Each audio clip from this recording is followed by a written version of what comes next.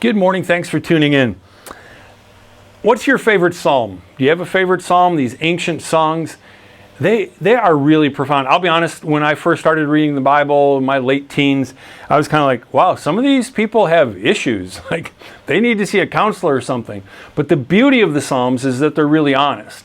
And they get to all sorts of emotions, and God's Word is honest. I mean, it doesn't mess around.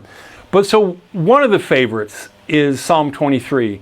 And sometimes if I'm going someplace and people haven't heard me speak and I don't have a lot of time to put something together, it's like, just talk about Psalm 23. He restores my soul. I always say, everybody loves to hear that. I ask, do you want Jesus to restore your soul today? And people are like, yes, that's what I want.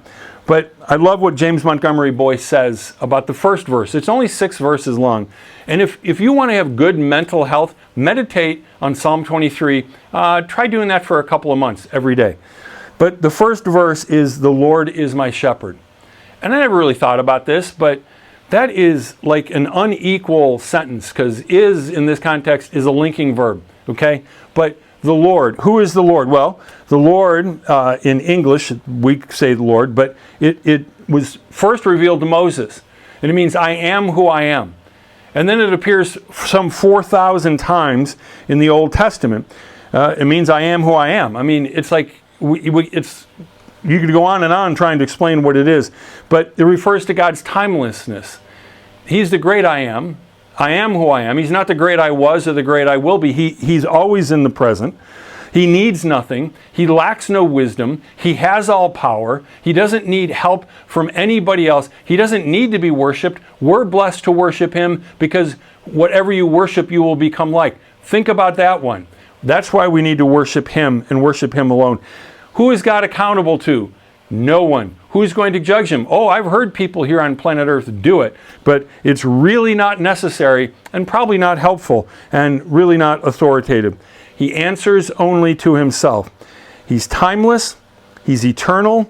He's the same yesterday, today, and forever. But on the other side of this, it says He's the shepherd. And we talk a lot about it in Jesus' day. That was the low person on the totem pole. He becomes a shepherd. What does a shepherd do? He lives his whole existence 24/7, 365, is to take care of these kind of smelly animals that are too unintelligent to do it by themselves. He leads them to water. He leads them to food. He protects them from their enemies. He does all these things for minimum wage, and nobody wanted the job. And we might say, well, that's really nice that David would say that the Lord is my shepherd, but God didn't say that. Oh, open up to the new covenant. And Jesus said Himself, I am the good shepherd. I know my own, and my own know me, just as the Father knows me, and I know the Father. And I lay down my life for the sheep. Jesus knows His sheep. Just ask God today, please be my shepherd. I mean, it's amazing that the Lord Almighty, would be willing to be our shepherd. Who are we? We're just the smelly sheep that have cuts and bruises, and we need Him for everything. And He says, I'm happy to do that. I want to know your voice. I want to be with you. One verse. Read the rest of the Psalm 23, and you'll be blessed. God bless you. May God restore your soul this very day.